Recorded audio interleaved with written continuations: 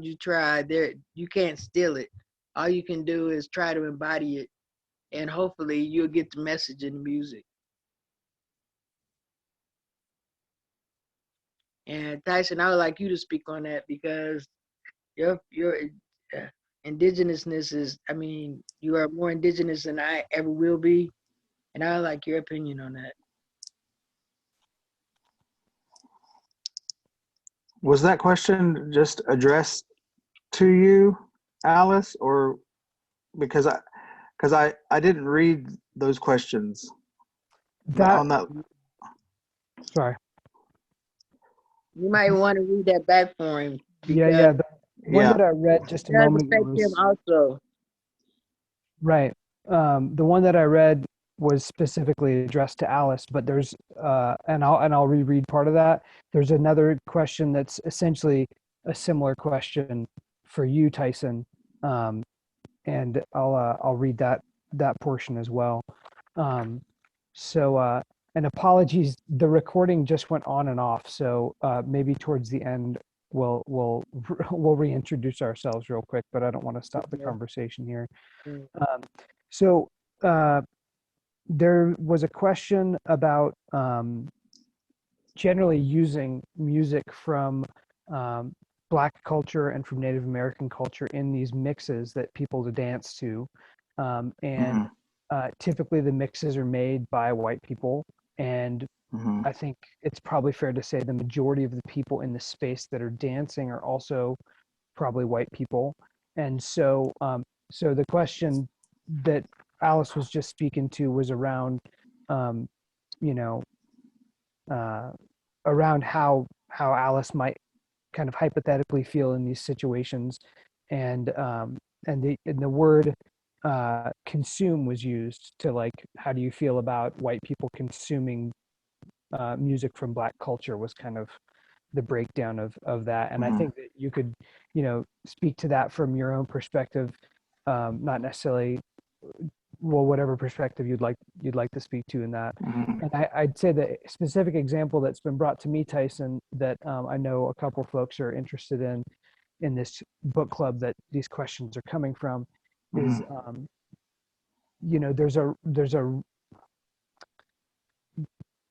there's some folks who really like to use Native American flute on their mixes, and my guess is that it's like in maybe an intro or a contemplative moment they're trying to create, and it's the way it's been spoken to me. It's very specific that it's Native American flute that really does for them what they would like it to. And I'll mention that not all the people who are asking these questions are white. Some of them are um, uh, Latino, Latinx. Descent as well, but yeah, just what comes up for you around all of that, and how I think part of the curiosity is how would that make you feel in the space if you were there? Is there a sense that you would feel more welcome or less welcome, or what might that look like for you?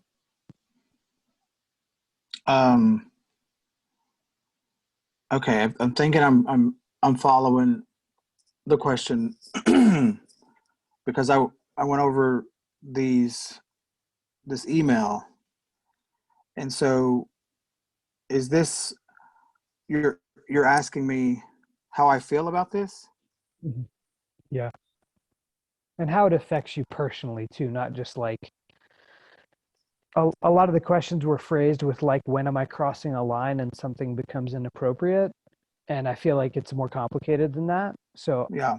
I just invite your personal reality. Like, how do you feel it affect you personally, but you can speak to however you like, please.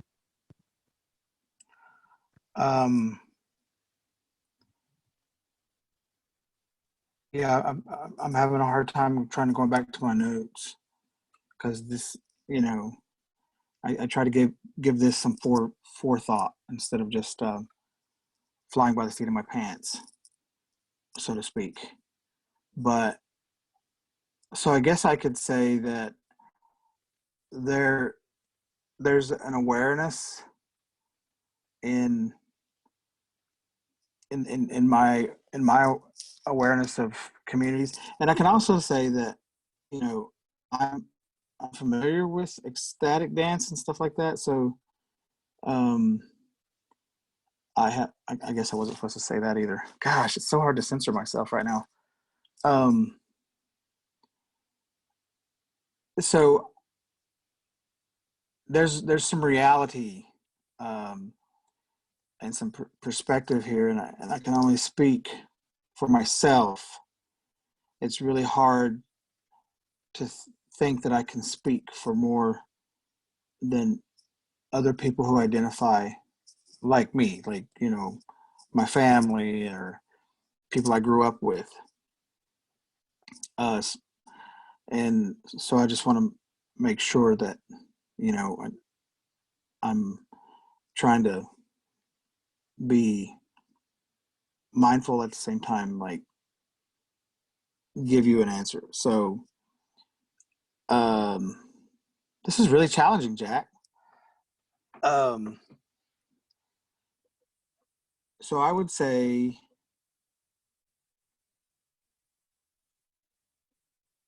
unless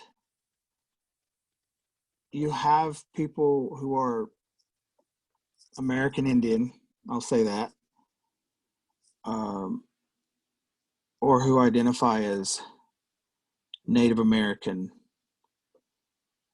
the most important thing is to acknowledge.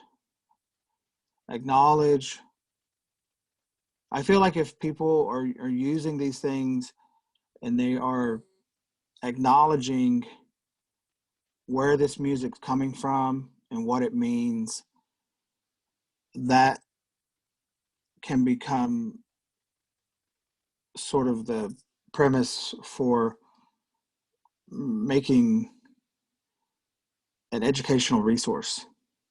Does that make any sense? Like if you're going to use music that is available or that you paid for, that's culturally pertinent and culturally sensitive, I think that I feel very strongly that it can be copacetic, meaning it can be received well as long as you or the person gives acknowledgement. Because part of the reason why I think, especially from a ceremonial or traditional perspective, a lot of that stuff's not made for general consumption, or like for the general public purveyor. Yes. So it is sensitive, Yeah. and I I can say I have worked as a DJ at a tribal radio station years ago when I lived in the American Southwest, the Four Corners of Colorado. And I made the mistake of playing like a traditional Navajo ceremonial song because it was on a disc, it was on a shelf in our studio, and I liked the way it sounded. And I immediately got called out by a friend of mine who said, first of all, it's not even the time of year to share that kind of music or that song. And you know, I had to say thank you for teaching me. Thank you for educating me. Thank you for informing me. And then another time, there was another um, type of music that I played on air, and it once again was not the time of year for that song, and so I got called out by people in the community, and I had to say thank you again for letting me know. Just is this helpful? Am I giving a good example, Jack? It's helpful for me. I mean, part of what I hear is that um, part of what I see in the questions we received, but also kind of in the discourse in general, when people ask questions like this, is there, you know, I think I'd say, like, particularly as someone socialized as a white male, I want to know what the rules are, and I want to know what's right and what's wrong, and I want to have a sense of like when I'm crossing a line, and I want it to all kind of be binary that way, right and wrong, and that kind of thing. So a lot of times when questions like this are asked, they're kind of phrased that way, like, when am I going too far? And what I'm hearing from you is that it's a lot more contextual and relational than that. It's not just, oh, it's always okay to play, you know, Native Well, if American. it's traditional stuff, if it's traditional Right. Right.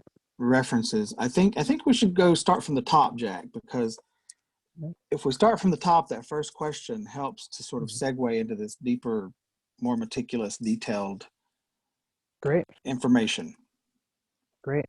So the first question I have from the email is, I don't have any specific questions beyond a request for specific examples of appropriation that felt alive and activating for Tyson or Alice, if they're comfortable with sharing them. Is that the question that you meant?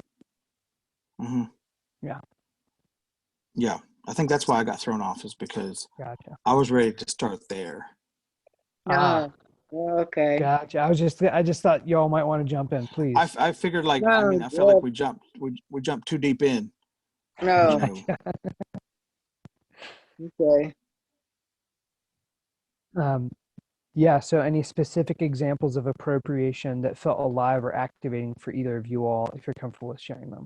And that sounds very general to me. It doesn't have to be in the context of, it's just like anything you've experienced in life that's affected you that way.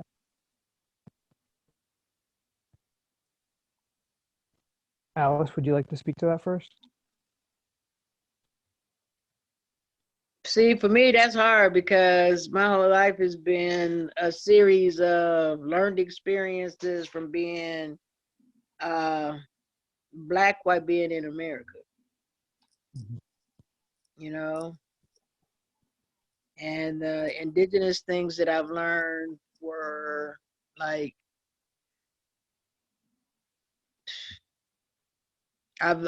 what I learned from about my indigenousness, I really did not know, but from my studies and my understanding is I have learned about the total disregard and disrespect and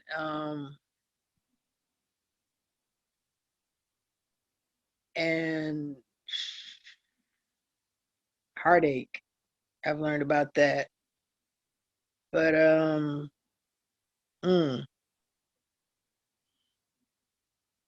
Can I ask you a follow-up question, Alice? yeah. So this question is like, kind of name one example type of thing. Name one example of cultural appropriation that's affected you. And part of what I heard in your answer just then was that maybe it would be really hard to just pick one. That It is. life, yeah.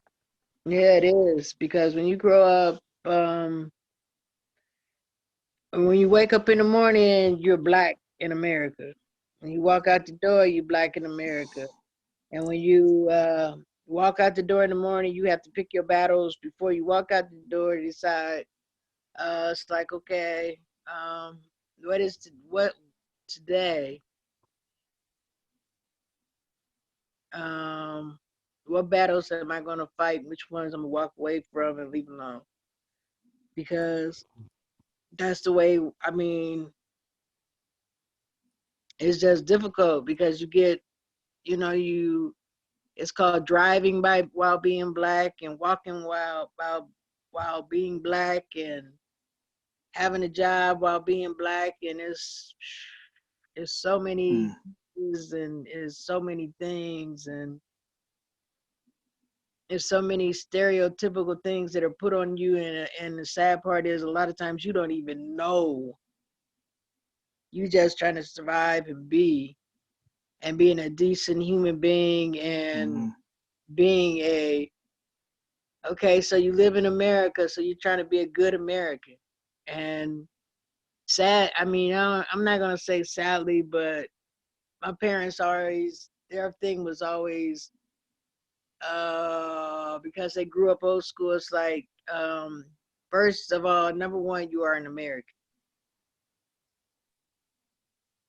whatever that means. I found out later on it didn't mean a lot being black in America, but first of all, I was considered American, and it was my duty and my job to honor, respect, and protect my country.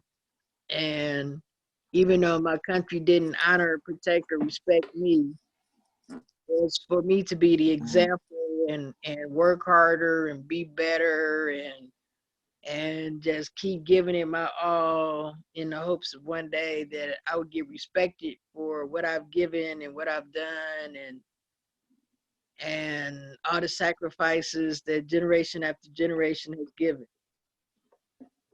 So, I mean, in this day and age, that's kind of a strange place to be because you make friends and especially being in a place like this part of the country where if you're a person of color, we are so outnumbered. And you don't want to hate nobody because that's so much of a waste of time and energy. Oh my Mm-hmm. God, it's such a waste of time and energy. Mm-hmm. And it, Mm-hmm.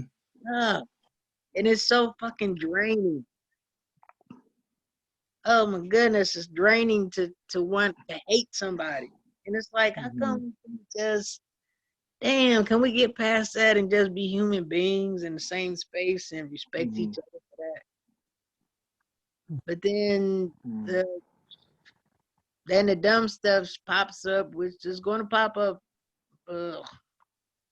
once a day at least, and then you're forced to like pick your battle for the day.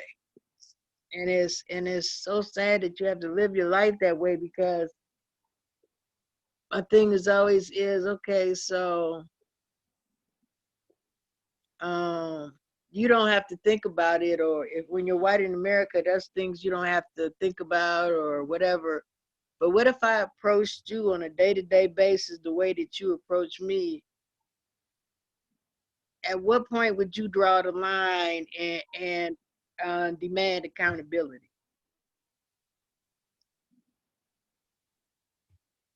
That's what I want to know. Because when it Mm-hmm. comes to my indigenous parts and my African parts, it's like, well, damn,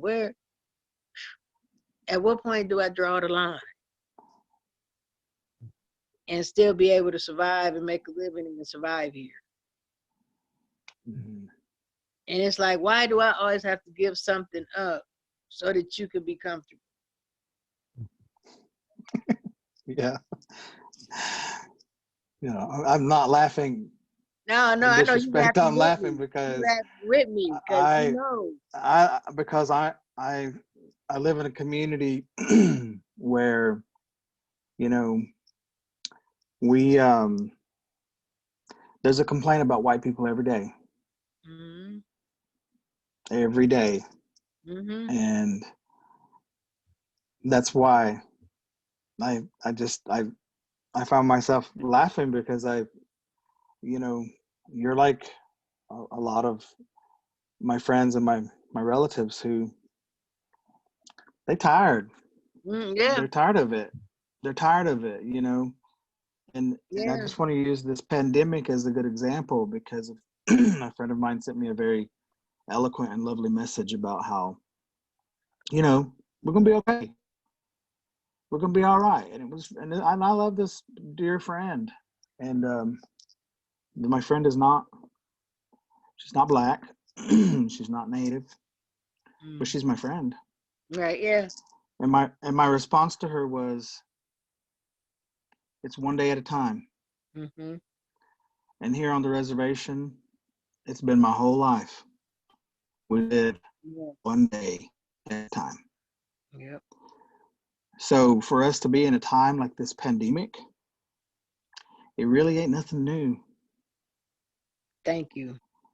So I wanted to plug that in because that was something that came across, you know, my screen quite heavily this week, and I was very pleased to share that with her, because the other thing is, like, I know that people who live this life, and we live our life here. My grandma always said, I was born an Indian and I'll die an Indian. And she did. And I know when she said stuff like that, it wasn't until I got older that I'm like, I remember little things that she said.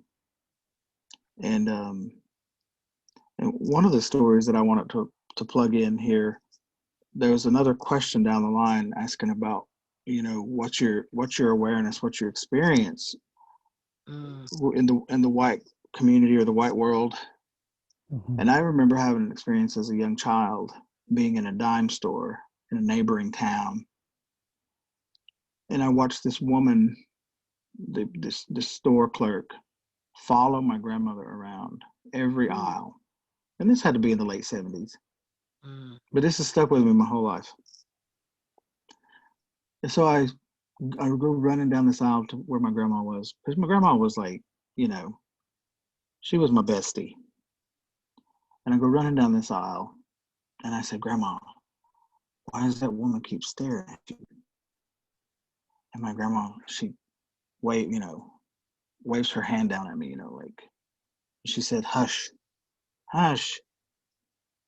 Meaning, like, don't be starting trouble, Hush, she said, she can't help it. And of course, I went with it, but it wasn't until many years after my grandma passed away that came to me. And I thought, wow, that woman had a 9th grade education. But to this day, she was the most compassionate, brilliant human being I've ever known. And, I know some pretty remarkable people. Yeah. But ain't nobody been able to top her. They can't help it. She can't help it. And that has sort of become a motto, and I've shared that story so many times with people in my family. My brother and I were just talking about it this week. Like we have to let it go. Like you said, you got to pick your battles. Mm-hmm. And so I love this type of conversation. I know it's very important, but at the same time, I really have a lot of respect for the people who are asking these questions, because you might not always like what you hear. Like it's it's a tough reality when you don't live in the world that's made for you. You know what I'm saying? Like, it's really hard. I've had a lot of friends over the years. I was invited to a ceremony one time, and it just resonated. And I had this friend who I loved, who came to me, and they weren't native, they weren't a person of color, and he said to me, "Why do you just seem to just get it?" And I thought to myself, okay, you're asking me that question? You're giving me a door handle. You want me to open that door for you? I'm going to open that door for you. When it comes to music, song, dance, philosophies, ideas that belong to a less popular culture, we have to remember the history that's happened here in this country. And for Native people, one of the reasons why one of the reasons why I think a lot of ceremonial and spirituality stuff isn't just like flowing freely is because of the federal policies. Mm-hmm. The federal policies outlawed even gathering around a fire. And so for me, that's one of the first things I share with non-native peoples is you got to remember, and Maya Angelou has always said this, the price has already been paid. for those of us who get to think about this stuff now and talk about it while we're alive, um, and it's like you said about your parents. They were civil rights activists. Mm-hmm. They did that work so that you could have a better life. But we And still it's just don't. right. And so it's like it's really hard to convey, and that's why I say with Native people, or my grandma used the word Indian, and so that's why I freely identify as being an American Indian, Cherokee Indian, very specifically. Is because they lived in a time when it was not okay, it was not cool, it was not copacetic to be their indigenous selves, to Mm-hmm. be her indigenous self. You know, even down her spirituality was so private that if anybody ever asked questions about the things she did, you risked some sort of corporal punishment, you know, because you weren't allowed to ask questions like that, especially kids, as a kid. Mm-hmm. And so now, as an older person, I can say, um, for people who want to be ceremonial and, use sweat lodge and have pipe ceremonies, like it's very important for people to know what the history has been in this country. And it's been Right. so oppressive Yeah. that even my own people are not want to share or uh, you know uh, what is the word, pontificate about these personal and private matters. Right. But when it comes up in a public setting, or somewhere publicly, um, there are triggers. People get triggered. Yeah. And so, um, for me personally, I've had to transform that type of reality and find a good feeling about it rather than to condemn or to judge or ridicule, quite frankly, um, because that doesn't serve anyone. Yeah. And if anything, when these triggers come up, my hope is that it's an opportunity. It's an opportunity to teach.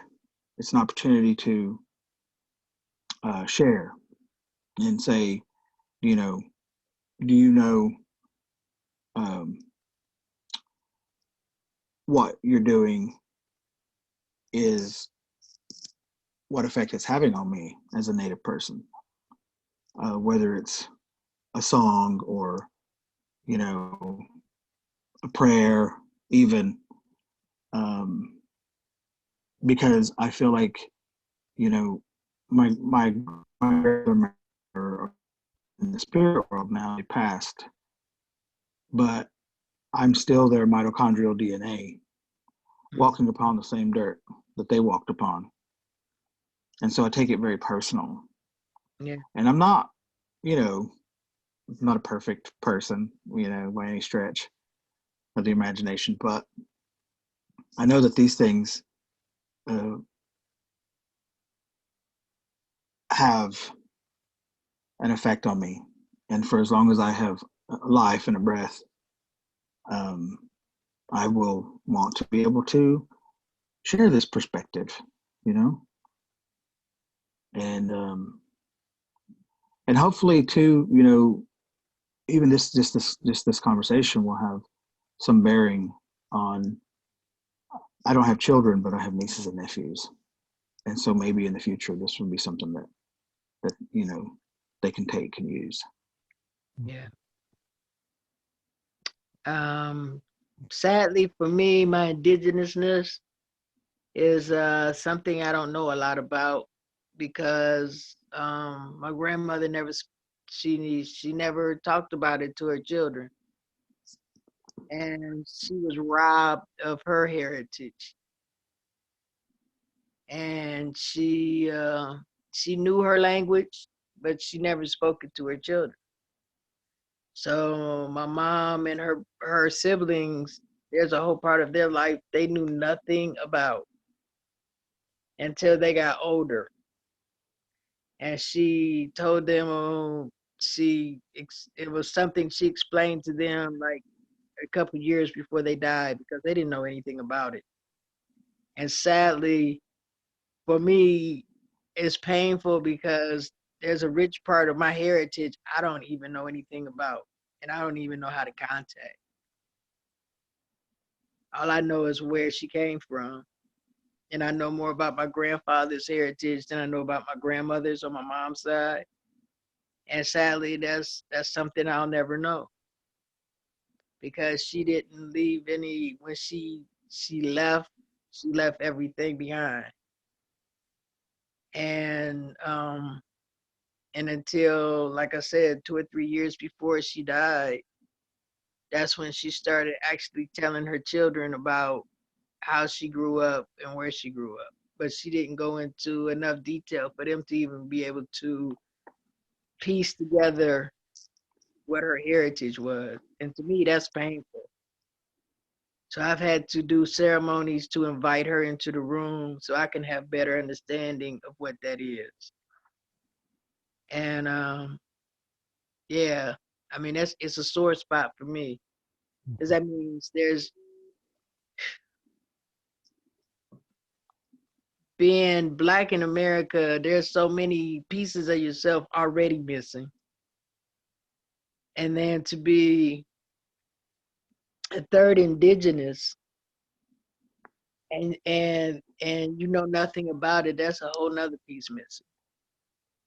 So trying to piece together all those, and the only thing, and the sad part is, if I go different places, depending on where I am, people ask me if I'm indigenous, they ask me if I'm Hispanic, and sometimes they ask me if I'm Black. But I get all these other questions, and it's like, wow. Because I've had indigenous people walk up to me and start speaking in tongue, and I don't know what they're saying. I can feel it in my spirit, but I can't answer them back. And so it's sad. And I don't like to harp on it, but then it's like the things that as people of color in this country that you go through on a day-to-day basis, it's like, okay, when are we supposed when are we supposed to cease being tired of the nonsense that happens on a day-to-day basis? And how much more are we supposed to lose? And I think we've finally gotten a handle on that, because indigenous people and Black people in America are tired of losing stuff. So we're starting to reclaim our heritages. But to me, it was like a great big giant sigh of relief. It's like, I don't know how much I am, but I know that I am. And I'm not getting ready to claim something I don't know nothing about, but I know that's part of who I am. And yeah, I'm trying to I'm taking my puzzle pieces and putting them back together so I can make a complete picture. And whatever it looks like, I'm gonna be proud of it, and I'm gonna love it, and I'm gonna be all of who I am. And all I can say is, and I encourage white people to do the same thing. Take your scattered pieces and make sense out of them, and find out as much as you can and put your puzzle together. Because your scattered pieces is wearing me the fuck out.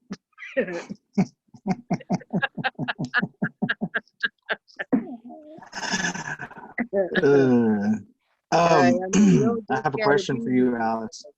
huh? Your scattered pieces. I have a question for you. Yes. Yeah. Are you familiar with collection of essays journal entries and short stories by Alice Walker. It's a book called Living by the Word. Oh yeah, she's one of my heroes. Mm-hmm. Yeah, but that's just one specific little book, and she expresses something very similar as you. And a part of it is that she's got a lot of indigenous blood, and yet she's most famous for being a Black author. Mm-hmm. So anyway, I just wanted to share that. Like felt like, hearing from Alice Walker was really cool. Thank you. Mm-hmm. I didn't. I've heard of the essays, but I've never read them. So just that one book, Living by the Word. Mm-hmm. You're gonna make me go do my homework and look it up. Okay. But yeah. Thank you. Yeah, I'm gonna have to come hang out with you because please, that'd be cool. I'd love that. I'm in search of my scattered pieces and trying to put my puzzle together. Mm-hmm. Yeah, much more to talk about too. And I have a question for you, Jack. Yeah. Where did Jack go? There you are.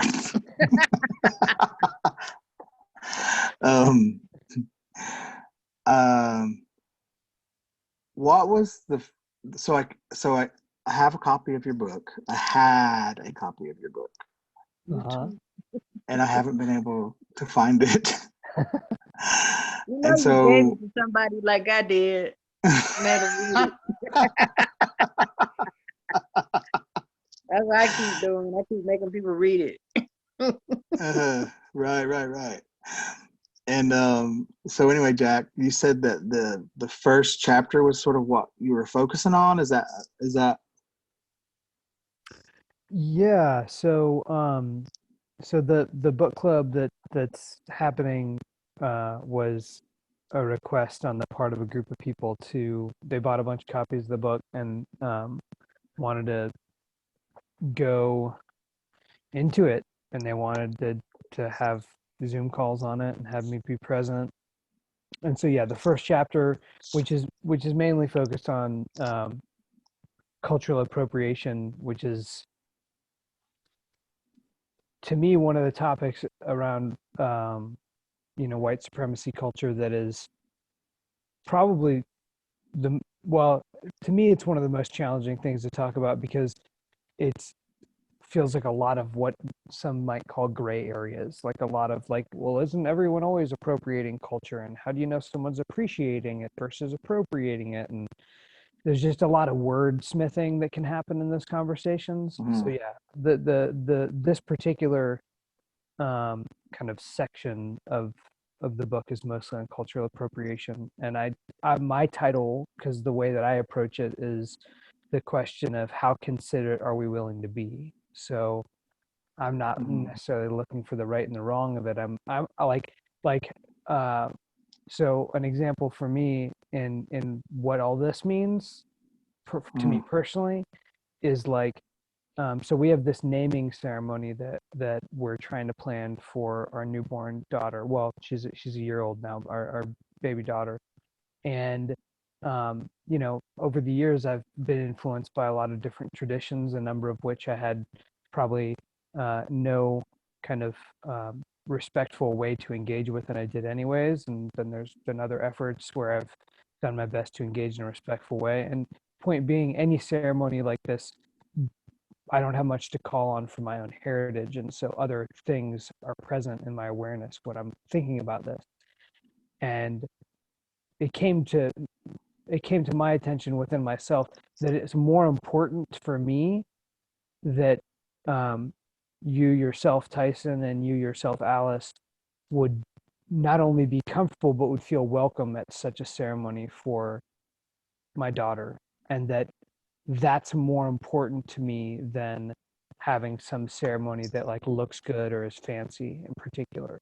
So having a relationship is more important to me than being right, in other words. So Okay. So for me, that what you're saying, Jack, is I beg to differ because the more you find out about yourself and the deeper you research your culture, you will find that there is somewhere in your culture a naming ceremony. And For all tribes of people on this planet, there are naming ceremonies. This newfangled stuff is something completely different. But every culture that I have ever studied, whether it was Chinese, whether it was Celtic, whether it was indigenous American, whether it was Asian, Indian, or not Asian Indian, but Asian culture, everybody has naming ceremonies for their children. Africans definitely have naming ceremonies for their babies. yeah, and that's what I've found in your too. in your DNA, there is a naming ceremony. Mm-hmm. So what it looks like is on you. But and I have come to realize it's like, what does your spirit tell you what your ceremony is supposed to look like? And what do you gravitate to? And my only thing is, if that's what it is, whatever it is that you choose, be respectful of what it is and call it out what it is and why you feel that way. And therefore you do no harm, because you're being respectful to what your spirit is telling you is true for you. Because at the end of the day, we all come from the same place man, we all come from the same place. So But it's about how much you are willing to respect and own up and understand that we all come from the same place. So can I ask you a question about that, Alice, and Tyson as well? So that kind of brings in this next question that was given to us by a participant. That's a little bit more specific, kind of, than what I was saying. Because I agree with you. Thank you for calling me in on that, Alice. There are naming ceremonies in heritages that I can connect myself with, and I'm interested in the non-Christian ones personally. I'm not particularly interested in Christian naming ceremonies, but there's a lot back there, and I've started to look and I've started to find things. So this question, I'll just read what this person wrote. Significant aspects of my private and personal spiritual practices and worldview understandings are rooted in pan-Native American practices and beliefs. I know I am not the only white person to privately or publicly immerse in Native American wisdom and spirituality as a resource. What is this like for you? That's something either of y'all would like to speak to? I'm gonna let Tyson hit that first, because my take on it is like, I'm going to go deep, and I don't know, Tyson, you probably go deep too, but yeah, I'm gonna let you have it, young man. I'm gonna let you start. I have I know that question was down the list there, right?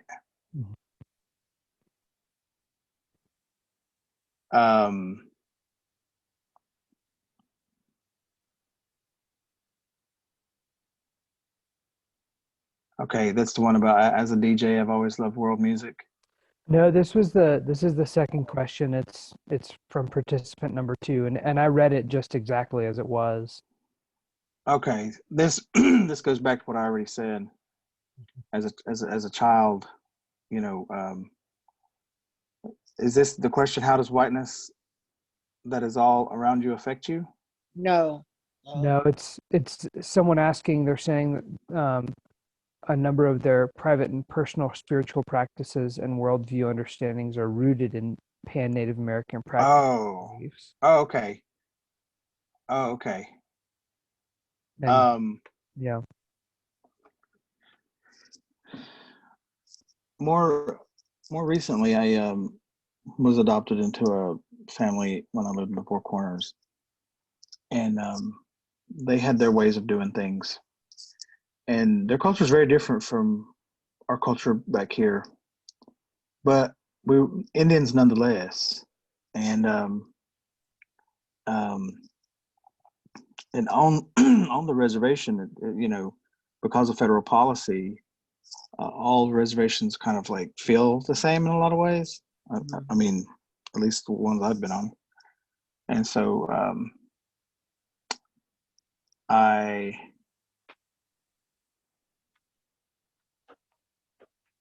learned quite a bit just by living in that community and relating it back to the community that I'm from, both being American Indian reservations, federally recognized Indian tribes. And, when I was with the family out there, engaging in, protocol and that type of thing, at first it was very scary and very intimidating, and then after a year or two, it became more familiar. And so I guess, having said that, it's easy for me to say then, and this is the question, right, where it says, I know I'm not the only white person to privately or publicly immerse. That one? Yeah. Okay. I'm glad that I said what I said, because now I can finish by saying it's my experience that unless you live in these communities around these type of people, you really don't know how you don't know what you don't know, you know. But if you allow yourself to, infuse your being with these people that are appealing to you, and it takes a sacrifice. I mean, part of why I ended up in that community out there is because my people back at home were telling me, hey, well, you live out there, you need to make community with the Indian folks out there. Those are your people. And I was young, and I was like, yeah, they're probably just like the people back home. And sure enough, they were. They were. They weren't very open. They didn't even remember my name for like the first 6 months. Who wants to have that kind of an experience? You know what I mean? When everything is supposed to be fluid and in flow. But eventually it all fell into place, and it all made sense. And this day, I mean, I still maintain close ties with that community out there. And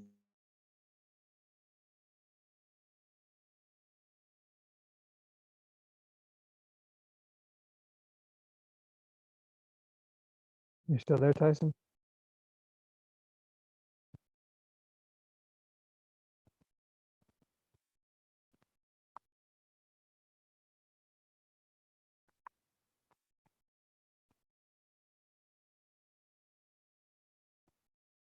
Tyson, you still there? Can you hear me, Alice? Yeah, yeah. I think we might have lost Tyson for a minute there. Wow, that's terrible because what he was saying was so profound. Um, Man, I would love for him to finish his thoughts See if because his he's messaging me. experience is so much different than mine. Mm-hmm. And wow, his experience would help me so much better understand my grandmother. Um, hmm. I messaged him, and maybe he'll get it. I don't know if he knows that we lost him. Um, You might not even know that his internet has failed. yeah. Well, um, would you be willing to, do you want me to read that question again and you could speak to it, or did you Like, want to speak to it? yeah, because I would like to speak to it from my perspective. Yeah. Do you want me to reread it? Yeah. Significant aspects of my private and personal spiritual practices and worldview understandings are rooted in pan Native American practices and beliefs. I know I am not the only white person to privately or publicly immerse in Native American wisdom and spirituality as a resource. What is this like for you? Wow. What it's like for me is I understand their search and what they were looking for, because Christianity, in so many ways has disappointed and let me down as a person of color, that is it's like, um, it leaves you always feeling bad about who you are. They're making you feel guilty for things that you don't even understand. So, um, yeah, I could understand finding some comfort in indigenous wisdom, because there's so much wisdom in indigenous American in culture, Mhm. and everything that I've ever read, and everything I've ever experienced as far as uh, meeting indigenous people that knew who they were and knew their culture, was so much more rich than I ever experienced trying to be black in America and being a Christian, because it always left me, it has never filled my empty spots.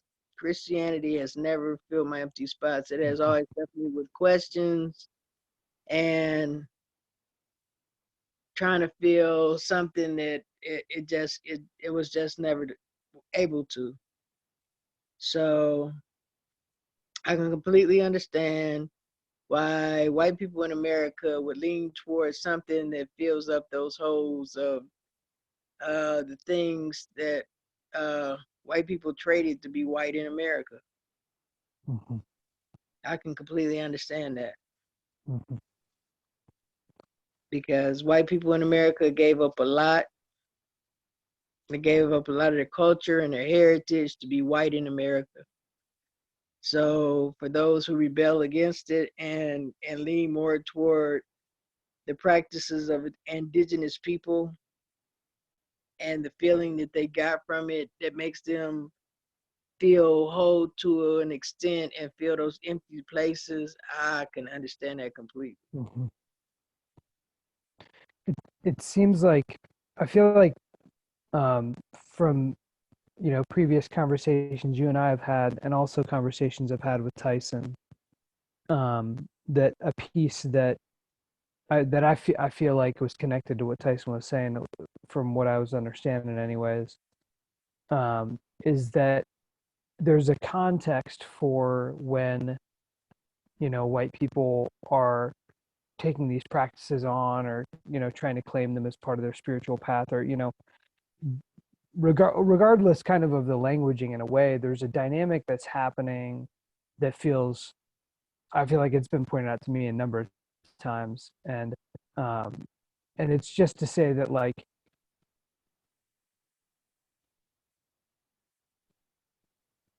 well, here I have I actually, Tyson is trying to come back on but might not be able to, and I have this quote that Tyson sent me, kind of in relation to this. Um, the point that Tyson made to me was that sweat lodges, pipe ceremonies, mascots, songs belonging to tribal groups have been commonly displayed by non-Indians, often of European descent, Mhm. um, and that there can be offense taken at that. But when groups or individuals offer an acknowledgement or disclaimer about why they choose to make these overt displays and expressions, hopefully that's that educational moment that Tyson was talking about, but that it might be helpful, to offer that what's taken place on this land is that, you know, as Tyson was saying, there's people weren't able to practice their own practices for so long, um, until really recently in some cases. So part of the context feels like not so much, you know, is it okay to engage with these practices, but also like if I as a white person am engaging in these spiritual practices from traditions I that my ancestors are very actively oppressed and that I benefit from the oppression of, and I don't even know that, and then I'm taking these practices on like they're kind of you know, what do they call open source, right? And I'm not claiming any acknowledgement of how I got to have them in my possession, so to speak. That harm can happen there, Yeah, and that's that's total disrespect. yeah, yeah. Because it's I hear a lot of both and in what you've been saying, especially Alice, around like I hear understanding of like you know, you can see why people would gravitate towards these things, like it makes Right, sense. And at the same time, like that understanding isn't permission to like right, just do whatever we want, right? right.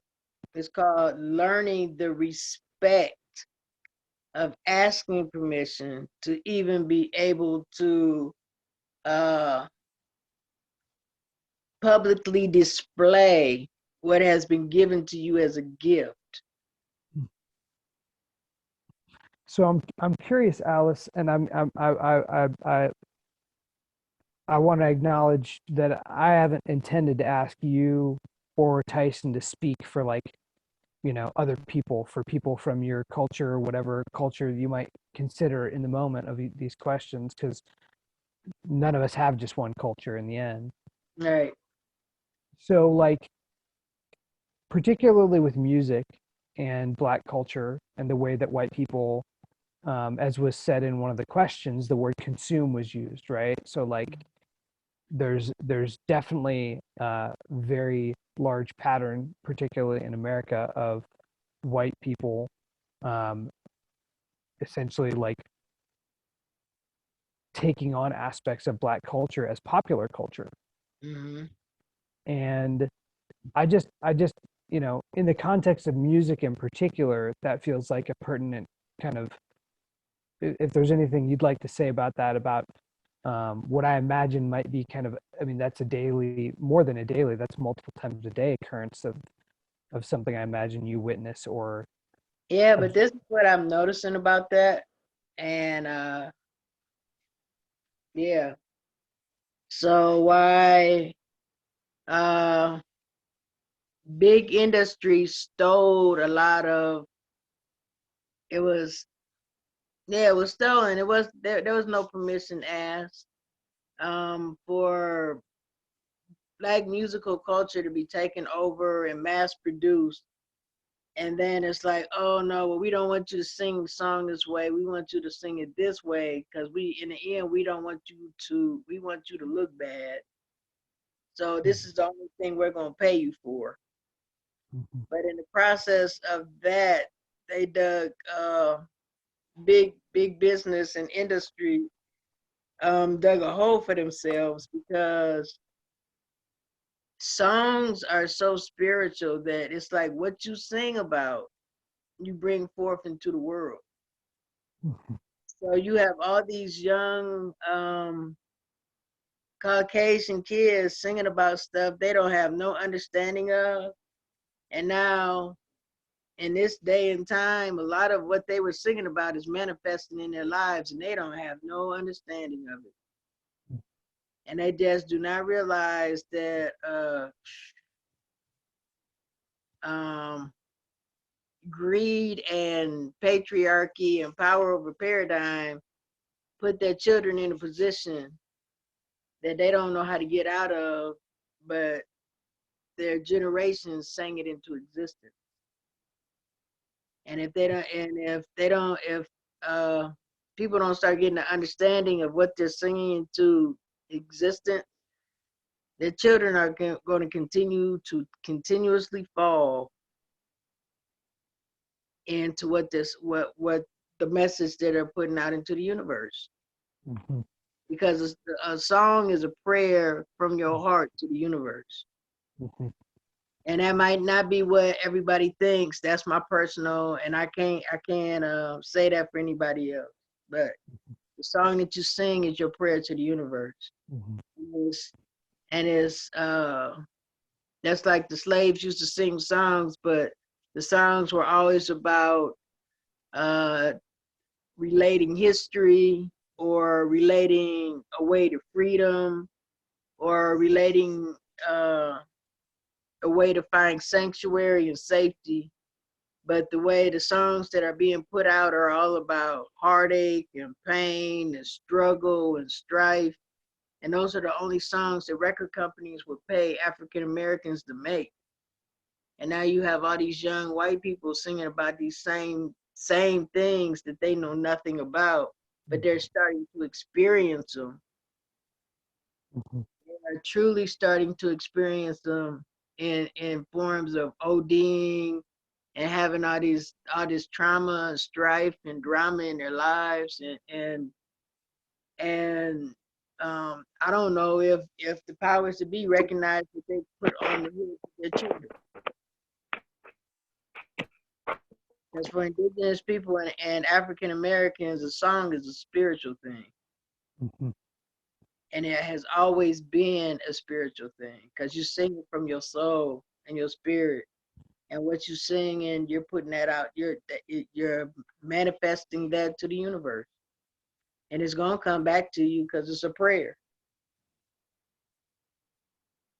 Can I ask you a question about that? Kind of in that same vein. Yeah. Well, so part of what I'm hearing is like, because I also feel as a musician and a singer that songs are prayers, and I mean, from a certain perspective for myself, like all actions, all thoughts, all those things are a form of prayer, but songs like very consciously so. And so what I hear is that in the kind of like use of music that one doesn't particularly understand or that doesn't necessarily relate to our lives personally, that you could say we're kind of misappropriating a prayer, and that has effects that we may not expect or understand. Yeah. Because you're singing things into your existence that you don't understand. Yeah. And I don't know, Tyson, what is it like for you? But I know for African Americans, it's like, well, for me personally and my friends and the way we grew up, the songs that we sang and the songs that we listened to were about the strifes and the struggles of the things that we experienced. Mm-hmm. And when we sang those songs, it was, you could feel them from the top of your head to the bottom of your feet while you were singing that song, and it struck a chord in you that was so familiar that it was like, oh, it was healing. For us, it was healing because we were singing our pain. So my thing is the way record companies took that and turned it into a commodity, like slavery, and white people started singing those songs, not understanding what they were singing. They were singing things into their life and their existence that they had no clue what the end result was going to be. And now in this time and in this day and age, they're experiencing those things and they don't understand why. But the way the power structure is set up is it's like it's our fault that it's happening. It's like, no, it's your fault for capitalizing on something that shouldn't have been. If you let us sing our whole song, we could have got the good and the bad in there and everybody been fine, but you only capitalized on the bad part.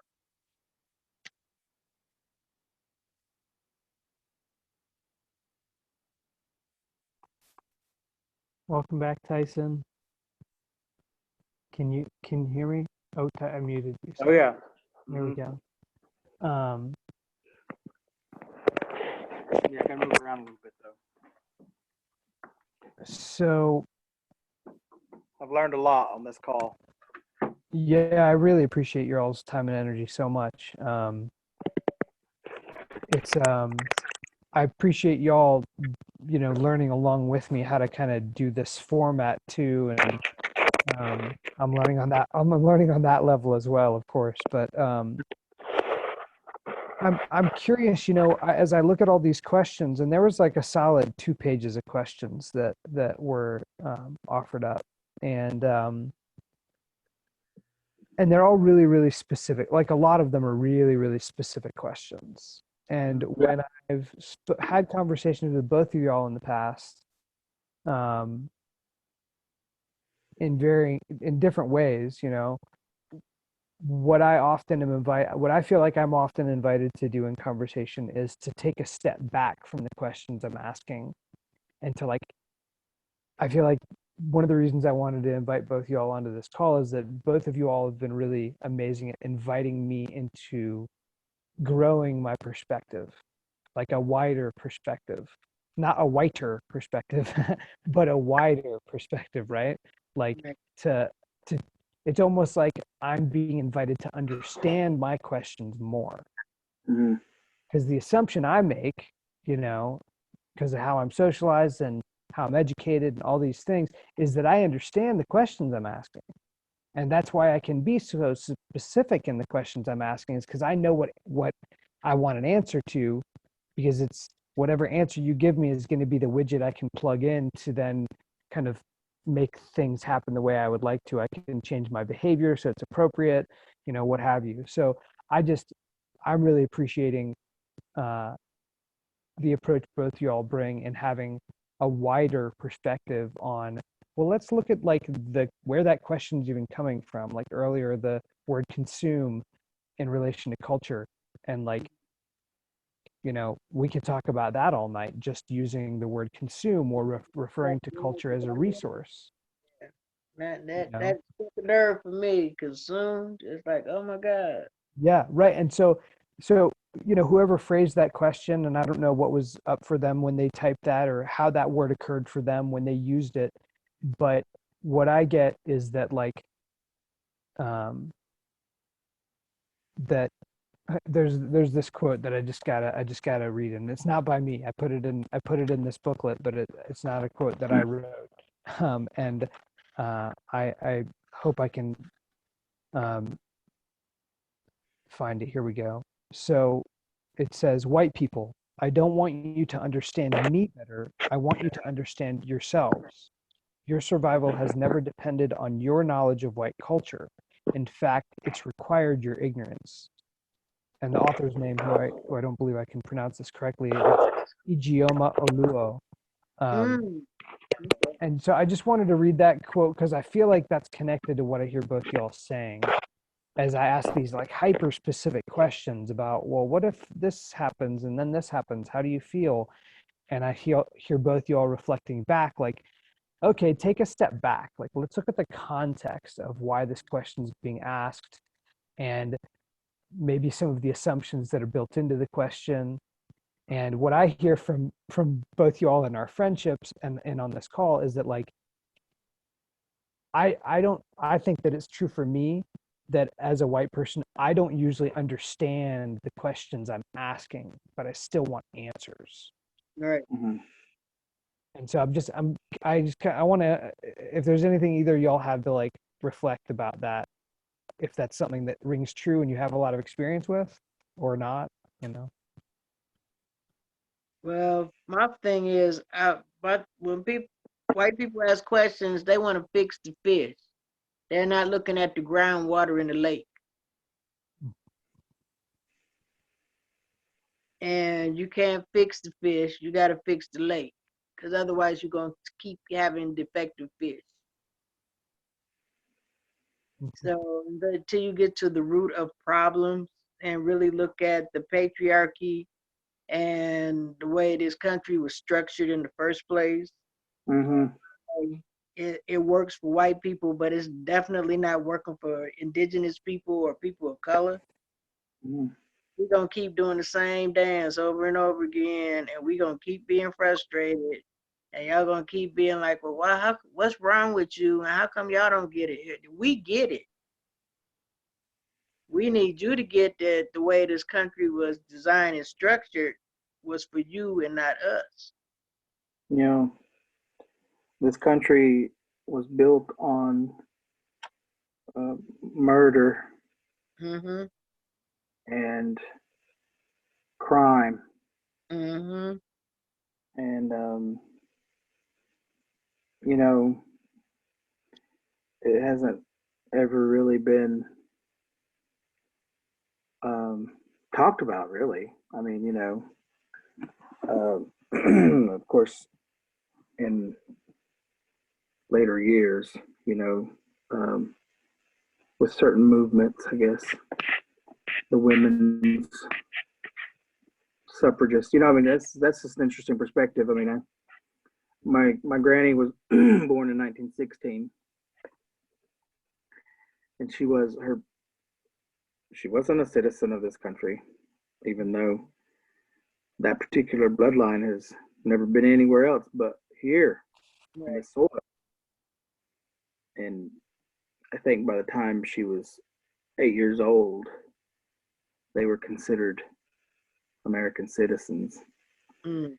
So it's like that is important to have that 30,000 feet perspective, you know, to get down to these very specific questions.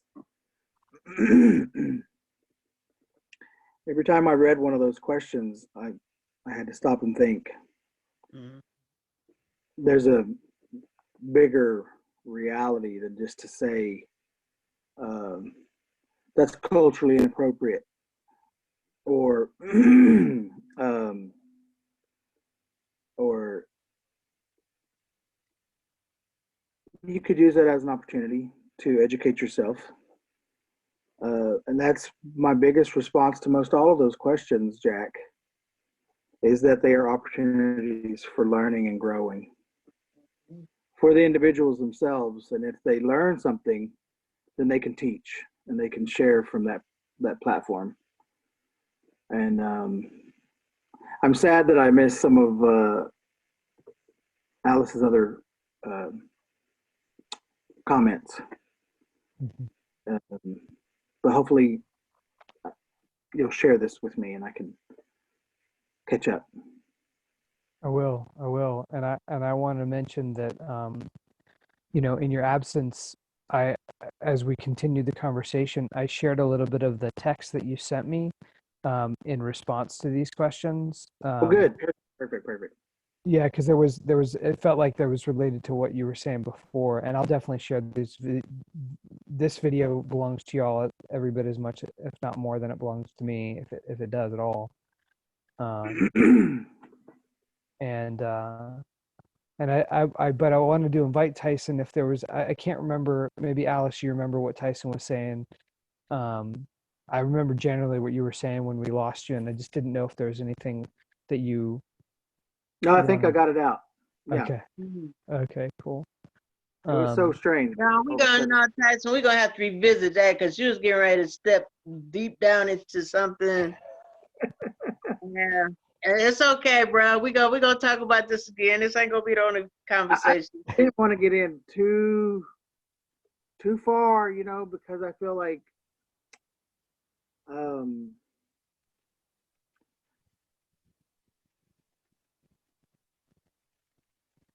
like these questions come from a place of genuine, deep, heartfelt commitment to want to do better. Right. People want to do better.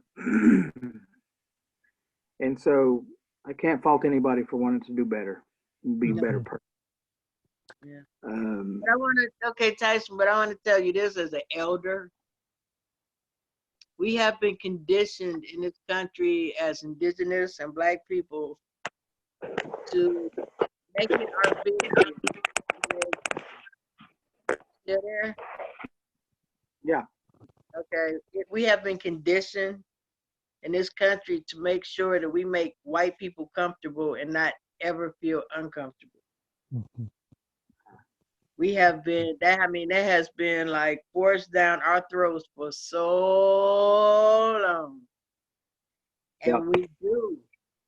And that's why white people is like, well, we don't understand why you're upset because we always make you feel comfortable. You know, it's so Yeah. interesting because I, Go ahead. you know, I think in our communities, whether we're the black community or on the reservation, excuse me, um, we have our own lexicon, protocols, our sense of humor, mostly our sense of humor. Mhm. And so I have a best friend who is from the reservation, and my best friend lives in Asheville. And oftentimes, I'm going to give this as an example because you're right. This is like, this could be uncomfortable, but it's meant from a source of like a place of um, genuine sharing. Mhm. And so, oftentimes, if we go to, we'll take a drive together, we'll go to Whole Foods, for example. Whole Foods is a good example. Ah, yes. Um, Yes. it is a good example. And so we get to Whole Foods, and my best friend, who is actually darker skinned than me, but we're both Cherokee. And often we speak to each other in the Cherokee language. And so before we get out of the car, my friend says, lock the doors. There's white people around here.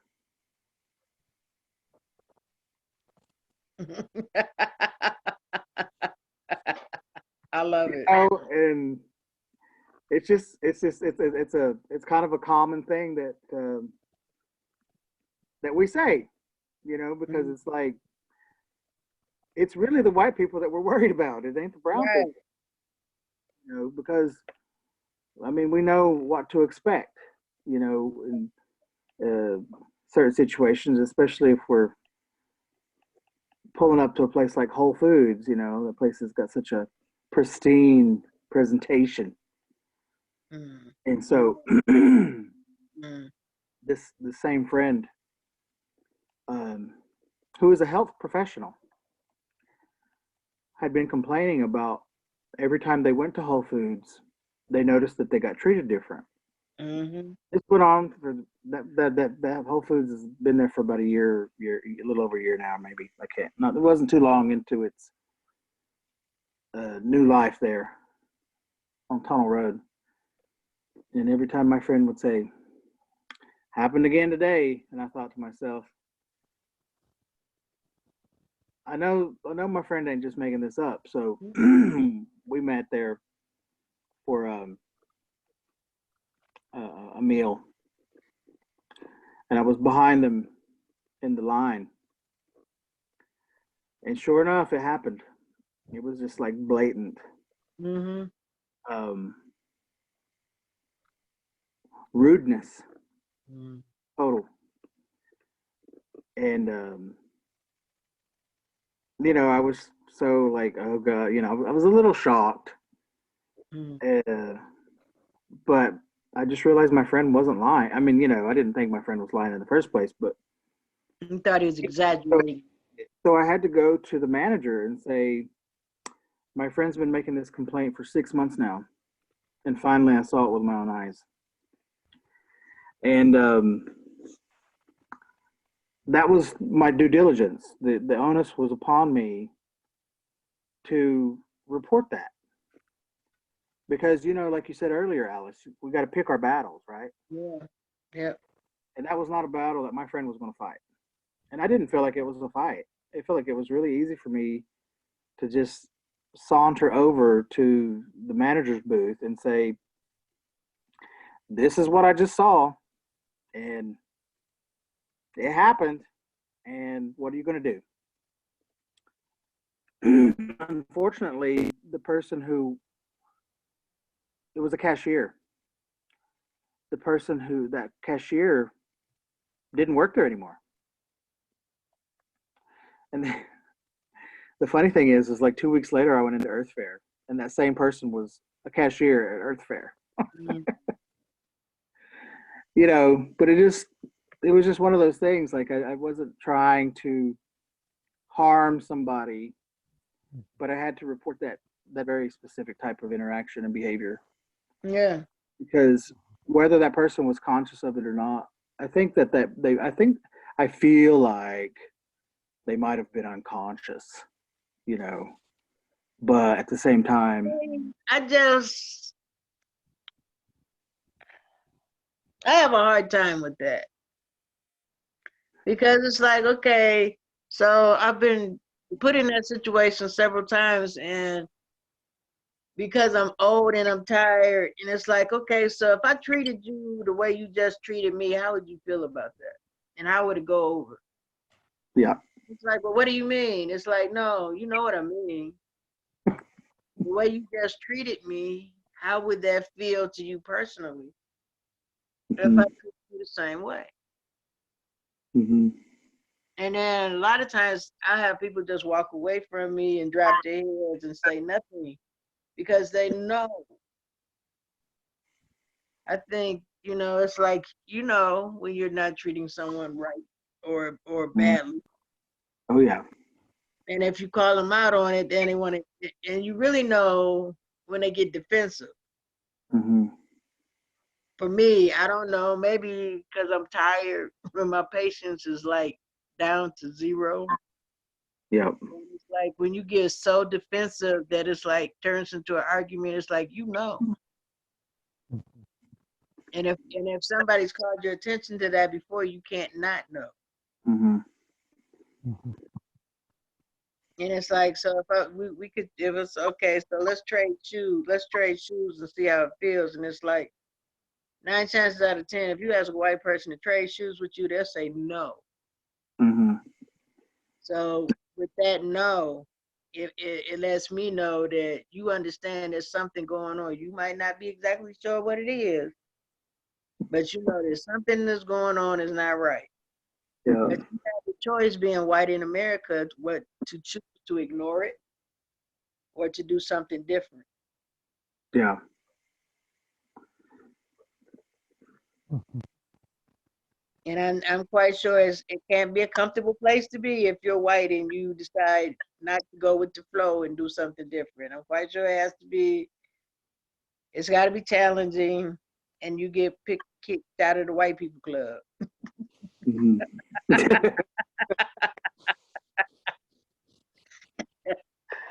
I don't know if that's a thing. I guess. Is that a thing, Jack? Is that a thing? I think that's why he wrote the book.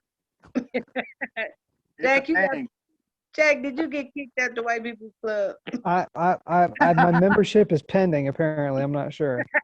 All this book review comes out. Right. Well, so there's something both y'all were talking about a minute ago, and I want to invite a few more words around it, if it's all right. Is like, so it's funny because both y'all have said this to me regarding, I think this call, but just regarding in general these conversations, is like the desire to not go too deep, not because y'all don't want to go deep, but because it sounds to me like we don't know who we're talking to. We don't know who you play this video for. Yeah, right. And That's how I feel. So what would kind of be like, let's say something happened, whether it was me or whatever, someone watching this video, how would you know that you'd, gone too deep into a topic? Like, what would the response look like? What are some of the ways a white person's response might look like if you feel like you went too deep? Does that make sense? Oh, it's automatic, because they get a look on their face. There's a look. There's an instant fragility that you feel in their body. You feel them clench and tighten them pearls. I mean, it's like really self-evident for me. It is. I don't know about for Tyson, but Well, for me, luckily, I have a lot of white friends who I don't really see them as white, because I know their spirit and I know their heart and they're good people. But it comes up in conversation sometimes because, oftentimes I've been the only person of color in the scenario, in the room, whatever, in the group. And, but that's not why I choose to. I guess another important thing that I got to say is I'm not just Indian, I'm also queer. me too. Okay. And so,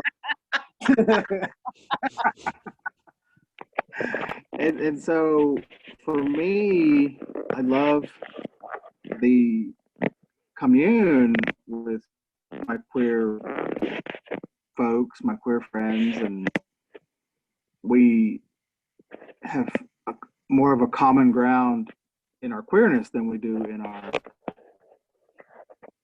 race identification. Personally, being queer and being an Indian are two labels that I accepted in my mid-20s. Before my mid-20s, I didn't want to be labeled as anything. That's why I ended up, going to school out west, was because I was trying to escape myself. And so anyway, life taught me a lot of really powerful lessons really quick that have continued to shape who I am today. I got a question. Have you ever been and nobody knew who you were when you went west? Did anybody ask you if you were black? No. People have asked me if I'm Hawaiian or Samoan or Italian even. Okay. When I look at you, you're probably about the same skin tone color as I am. I'm a little bit more fair skinned than most people in my family. Okay. Like, my mom's really dark skinned, and I always remind her. My grandmother, who also raised me, was very dark. Okay. And no, I was just asking because I know if you would have came through the Midwest, they would not. They would. I'm sorry, but in Cleveland, Ohio, they would have asked you if you was black or Hispanic. Oh yeah. Mm-hmm. When people have questions for me like that, though, I'm always delighted because I'm like, yeah, you can't really figure me out, can you? Mm-hmm. And that's always feels kind of fun. But it's so interesting because I feel like, I used to always really give my mom a hard time because I'm the only one out of my mom's 3 kids who, my dad, he was Cherokee, but he didn't really have as much Cherokee blood. Actually, my dad didn't have enough Cherokee blood to be on the tribal enrollment. Oh, okay. And so my dad was fair skinned and had light colored eyes. That's why I have green eyes. Mm. And so as I grew up and people would call me white boy on the reservation, it really bothered me, hurt my feelings. And, so by the time I was a teenager, I would say to my mom, why do I have to be the one with the white daddy? Why is it got to be me? Like my sister and I used to get into it. We'd grow up, and she knew that if she called me, the term is uneg. That's what they say in Cherokee. Uneg. It means white man. And that was a fighting word. That was a fighting word because you were insulting me. And anyway, as I got older, my mom said to me, I'm tired of hearing you say this kind of crap. She said, you're either Indian or you're not. And of course, I knew the answer to that. Who I was raised by, you know. And it's been tough, you know, growing up in this world of individualism and individualisticness, and that's not how I was raised. I was raised, you know, by my grandma who had 7 kids, and I was practically her 8th kid. And Tyson, I think we're getting some background noise. Are you doing anything with your hands that it might be making a swiping sound? yes, I was. Thank you. I Okay. had a little nervous thing going on. But it was always we. It wasn't just me, you know.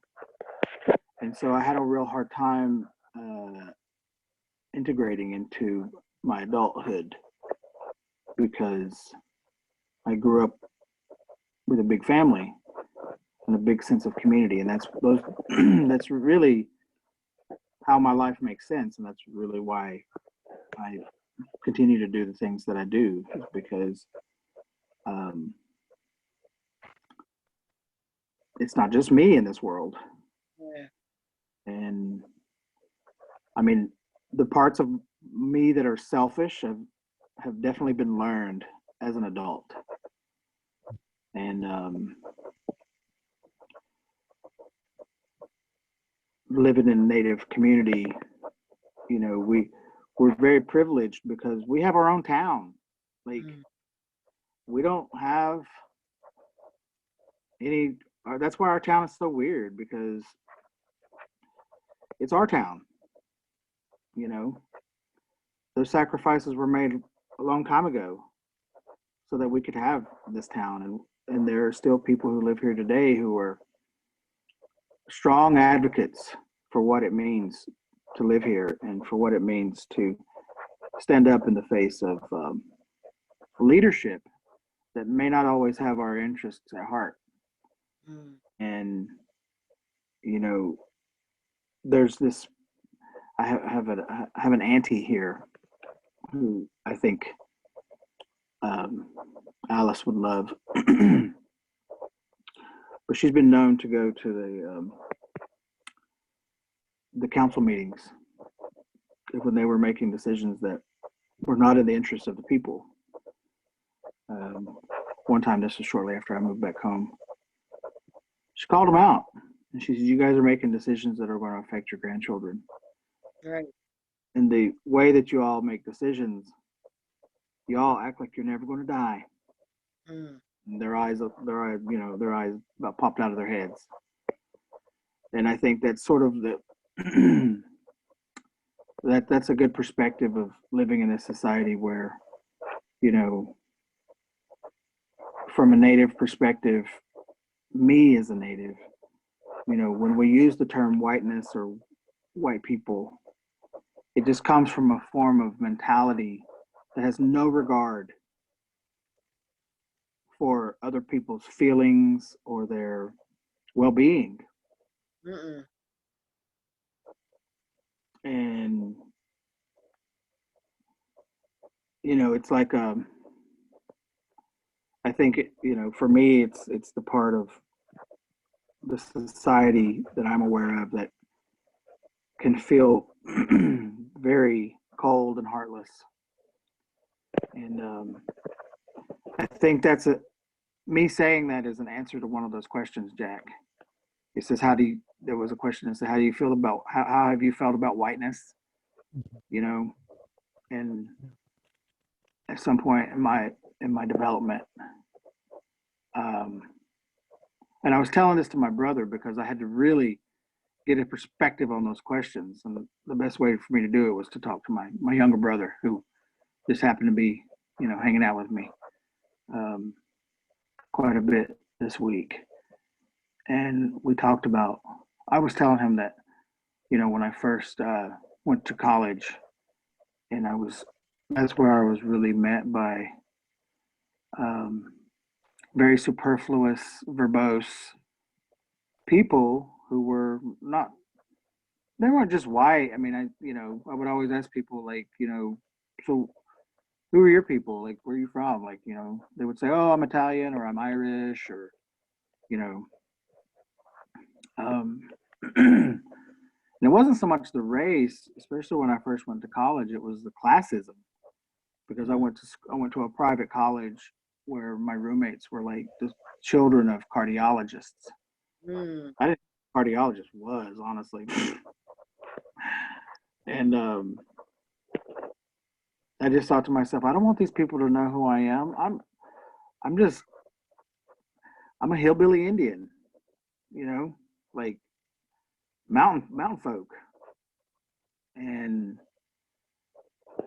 it was really hard for me to feel like I could even fit in with those people. It was more of a classism than it was racism.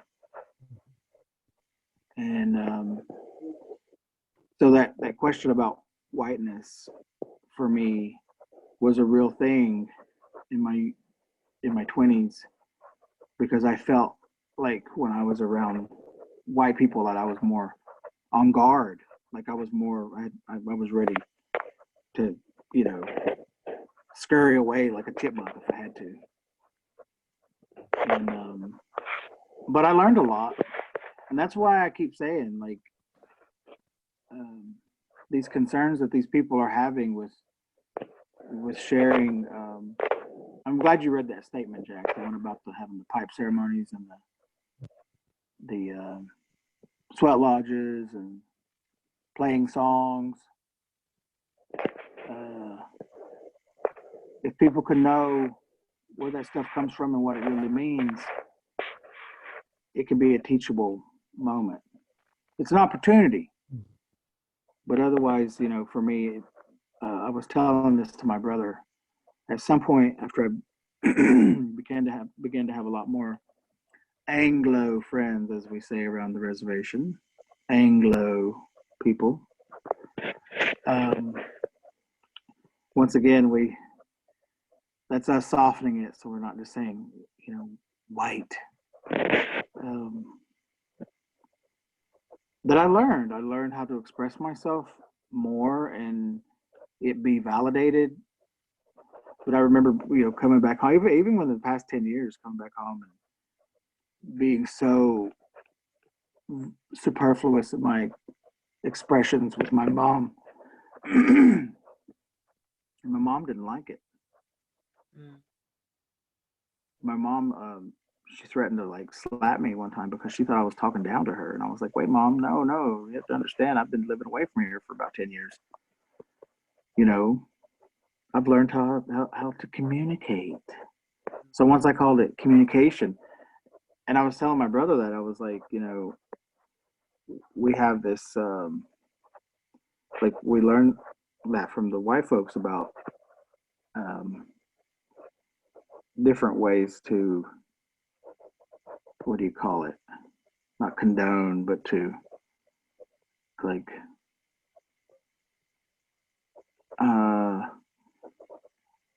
it's really hard for me to convey that right now, because I was saying of this instance where my mom thought I was being condescending to her just because I had this certain form of like communication. All of a sudden I was more verbose, and to her it just sounded like I was trying to like talk down to her, and I was like, you was trying to, yeah.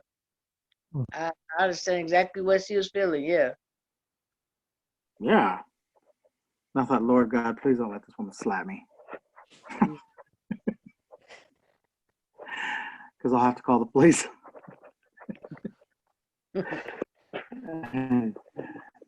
Yeah, I told my brother that. Yeah, right. But yeah, I don't know. I hope that helps.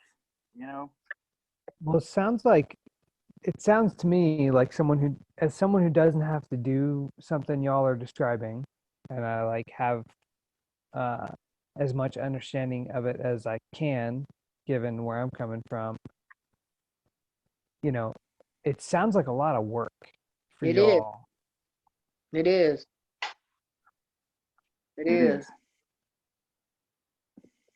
Yeah. That you have to be a shapeshifter. Yeah. Or you have to be able regardless to. of how educated you become, you still have to be able to relate to your family and your friends. Got to be relatable. I mean, Right. even And- the white people say that. Got to be relatable. Yeah. And white people, you gotta shape shift to fit in, so Yeah. you can continue to make a living and be able Yeah. to make moves and do what you need to do. Mhm. And sadly, but it depends. Well, at this stage of the game, as old as I am, I don't give a fuck.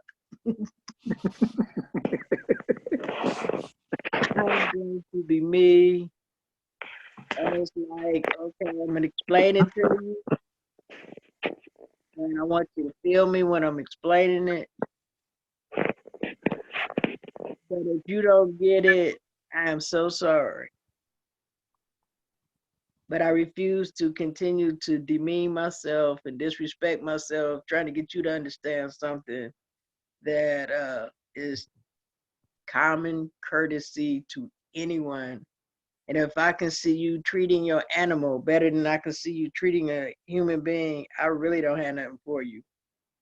And I've seen that happen so many times.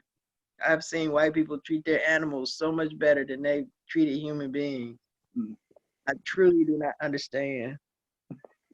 So it's like I don't have any more patience for it. Once again, I'm laughing because it's you're preaching to the choir. Yeah. Yeah. I hear. I know you know. I would love to talk to your mom.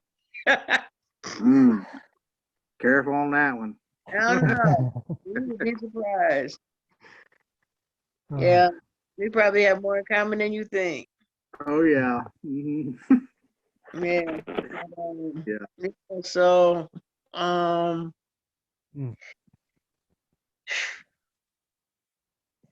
Jack, Well, we're gonna have to revisit this again and do it again. oh, for sure. Yeah. For sure. It feels like this might be a good spot to ease off and As intense as those questions were, we should only like approach maybe three at the most. I mean that's kind of what we got to. It's like Right. 3 or 4. I mean, Right.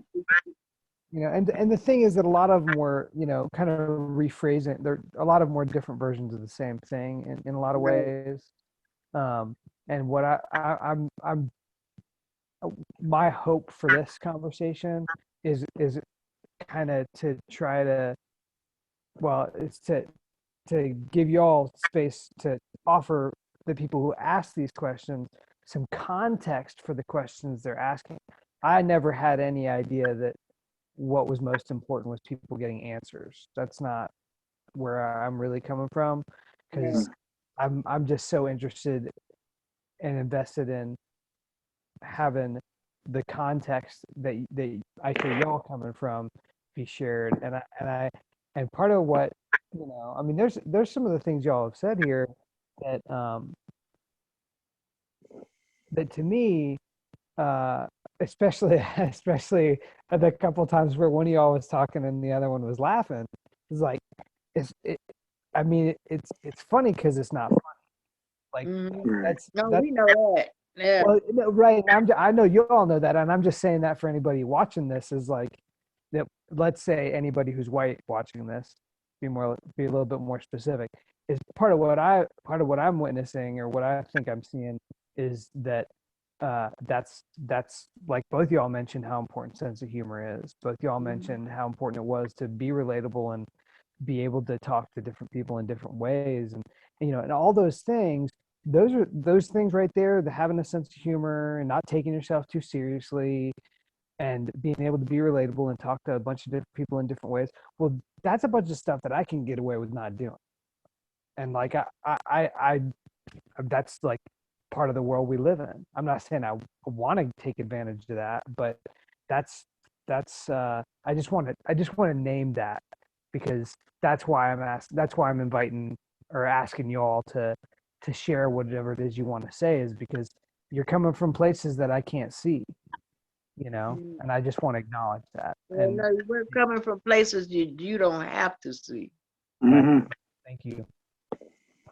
Thank you. I understand that you don't have to sin because it was built so that you didn't have to deal with it. And you took it as you were raised to take it as an automatic, Mhm.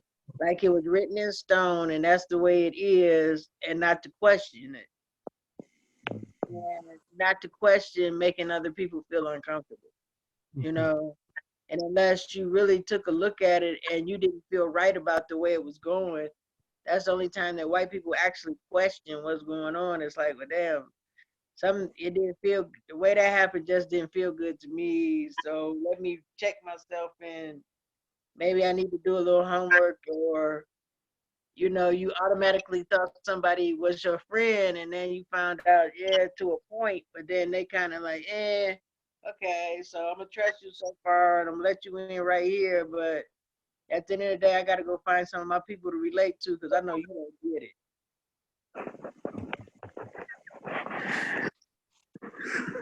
Because, Thank you. unless white people really do their work, they don't get it. They don't,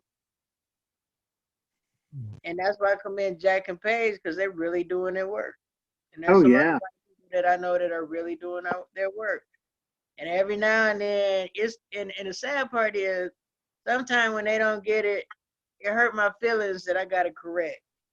But it's okay because I know that they okay with me correcting. And Mhm. it's easier that I don't have to feel crazy or bad about correcting. And that's a relief. Mhm. But yeah, sometimes it's like, damn. It's like it's like a lot of times I'm like, if I was doing this to you, how would you feel about it? Mhm. It's like, well, I never thought about it, so I think about it.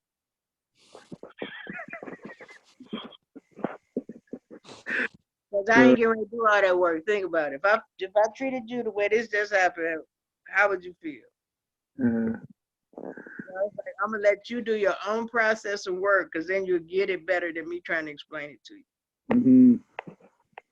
Mhm. Well, it really comes down to common sense, right? Like, Wait a minute. Okay, this is what my grandfather told me. If sense was so common, everybody would have some. How many people don't? Ooh. Yeah. When he said that, I was like, woo. It blew me out the water. I was like, I never thought about that, Grandpa. He was like, well, you need to think about that. If sense was common, everybody had some. And I had to really think about that because there's so many people that didn't have common sense. It's like, you ain't got the sense to. Have I was common like, sense. ooh.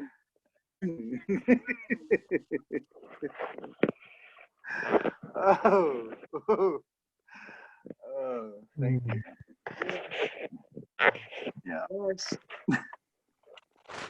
Well, I have a kind of funny way for us to sign off because the beginning of our call apparently wasn't recording um, because I have some learning to do on technology. So when you all did your introductions, I'm pretty sure I won't know till later, but I'm pretty sure it didn't catch that. So I just wanted to kind of offer y'all another moment to name who you are and just a little piece about yourself. And I'll mention that um, in case the video didn't catch this yet, it's April 10th, 2020.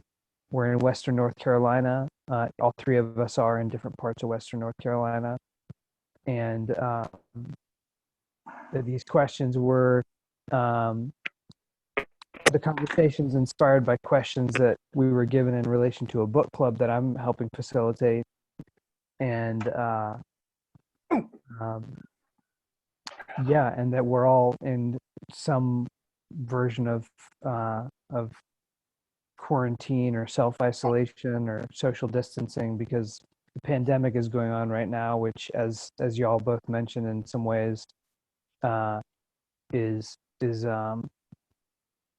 it's making some of these differences around race and class that have been around a real long time. It's making some of them more apparent to some folks. Folks who, like myself, may have been able to get away with not noticing those things. So to me, that just makes these conversations, and you're all of us just having these conversations, you know, still very pertinent. Like this, to me, this isn't somehow off topic to what's going on in the world. This is totally intertwined in my thinking with everything going on. So thank you all. And if y'all would mind, if you could sign off with a little. One last thing I'd like to say. Yeah, please. And that is for indigenous people and Black people in the United States, we are in a constant state of pandemic. That is the way we live our lives on a day-to-day basis. Every day for us is living in a pandemic. Yeah. So we have to constantly watch and be careful and distance. We are forcibly distanced because if we gather in groups that are more than 10 people at one time, besides for a quote unquote social gathering that is sanctioned, we are considered a group or a gang. So this is not new for us. The only difference, and we still have, and as people of indigenous and Black people in this country, and people of color, even though they're saying stay home and stay in shelter, we're the ones who still have to go to work. Because we have relatives, well, I have relatives that work in hospitals and are firemen, paramedics, and work in nursing homes, and why all the Caucasians people are taking FMLA, all the people of color I know still going to work. So we are in a constant state of pandemic. So all I can say is, please take a look at the big picture. And there's a lot of gray. There's a whole lot of gray. It's not black, white, or red or yellow. It's a whole lot of gray in this country. And everybody needs to pay attention because for indigenous people and Black people in this country, gray is the predominant color. And gray is the predominant color. So I enjoyed this conversation greatly. I'm Alice Dixon. I've done social. I do social justice, and I am working with racial equity. And I'm part of the community, and it is my desire to help educate, and it is my desire to see indigenous and Black people in this country make it for at least the next 4 or 5 generations, hopefully 7. But right now I'm just working, trying to get us past the next 2, because we seem to be getting exterminated on a day-to-day basis. And that's where I'm at. Thank you, Alex. And I'm Tyson Sampson. That's Donovan. Hey, Donovan. He's just being indigenous. He can't help it. And so I work as a community researcher and consultant. Some projects here with our tribe, and also try to be of service in as many ways possible, especially using my apothecary, which is a Big Witch Botanicals. Big Witch is the road that we grew up on. It's the name of a community where our mom still lives. She lives on the old home place where her great grandparents homesteaded. Mm. The Big Witch community. My our great grandmother, her maiden name was. It's a family name around here. It's called Big Witch. It's one word: Bigwitch. And so that's a part of who we are. The Big Witches. Mm. Ain't kidding. For real. Yeah, that's Wow. awesome. The blood, mitochondrial DNA tied to this dirt right here. Yep. Like I said, I don't have kids. He does. That's close And to Tyson, home. when you did your introduction earlier that didn't get caught by the recording, you at the time wanted to share some of your introduction in Oh, my bilingual introduction? yeah, if you'd like to. Yeah. Tyson Sampson dog Tigelan was study. Tigelan study you. Okay, don't My name's Tyson Sampson, and I work here in Cherokee. Thank y'all so much. I love you both. I really appreciate your time and energy. And I'm so happy to get to meet you, Alice. Thank you. I can't wait. I can't wait. Same here. Same here. I'm gonna have to come and I'll find that place. Jack can tell me where to go. Okay, you gotta tell me. I'll come to Cherokee and hang out with you too. Awesome. Okay. All right. All right, y'all. Awesome. Thanks, y'all. Thank you, Jack.